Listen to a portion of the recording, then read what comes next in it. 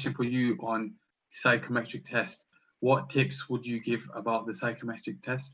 If you could just firstly kind of explain like the different type of psychometric tests we have, and then I think when I was doing the psychometric testing, and I actually think in terms of the application process, one of the areas which has changed the least is probably the psychometric testing. The difference between the big four is, I mean, I wouldn't quote me on this, but from sort of the knowledge of when I was doing it, for example, Deloitte had a logic test. So, you know, when you do your, for example, 11 plus exams for those who are based in the Northwest, for example, you have like verbal reasoning, non-verbal reasoning, or when you do your SATs exams. So Deloitte sort of had that non-verbal or what's called like a logic test, whereas KPMG have a big focus on maths. So they have a very difficult maths test. Generally across the big four, there's an English test. So, you know, analyzing an argument or how good are you at speaking English, because communication is very, very important. And then the other key is situational judgment tests. I think if we start off with situational judgment tests, very, very awkward psychometric test. And I think the key is actually to have a consistency in your answers. So they will say, for example, if you come in this specific situation, what would you do?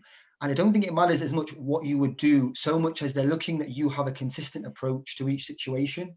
Because this has been discussed by Ali and by everybody else. You know, everybody has a different personality type. And what they're looking for is, you know, if they wanted everyone to be extroverted, you know, you're going to have a problem working in a team. So they want one extroverted person, one introverted, one in between, one quiet, one loud, so that, you know, their teams can gel together. So the key on situation judgment test is actually to be consistent in your answers. And if you notice when you are doing your situation judgment assessments, some of the questions will be very, very similar. And I think that's generally how they're scored. If we move over to the maths test, the absolute key is to be very quick in your answers. So KPMG, when I did the assessment, had 40 questions, and I think you had maybe 15 minutes. And the best piece of advice I got was, they are not expecting you to answer every question, that there's simply not enough time. You know, the big four is all about meeting deadlines, working under time pressure. All of the speakers have talked about working long hours. So you're going to be working under pressure. So the key thing with the maths test is to really work through it as quickly as you can and not spend a lot of time on each question.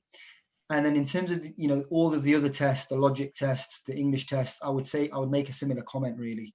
There are websites online. I wouldn't advise necessarily paying for websites, because there is enough websites online which give you free versions of the tests. So if you type in, say, psychometric maths test KPMG, you can find 8, 10, 15, 20 questions. Now, the problem is you might spend 5 minutes doing a maths question and get it right. Then you do the KPMG maths assessment and you don't pass. Because like I said, the key is really time management. So the only way really to practice that is to be really harsh on yourself. You do a practice test online, you give yourself a really short amount of time, and you sort of practice in that method. And this is why people really struggle with psychometric testing, because they're basically spending too much time. So sort of to wrap up, and apologies for the long answer, the absolute key with psychometric testing is the ability to utilize your intelligence under time pressure. There is no question on any psychometric test, if you were given 1 hour, 2 hours, 3 hours, you would not be able to answer. I mean, I'm assuming everybody here is university educated and is getting 2-1s and first classes in their degrees.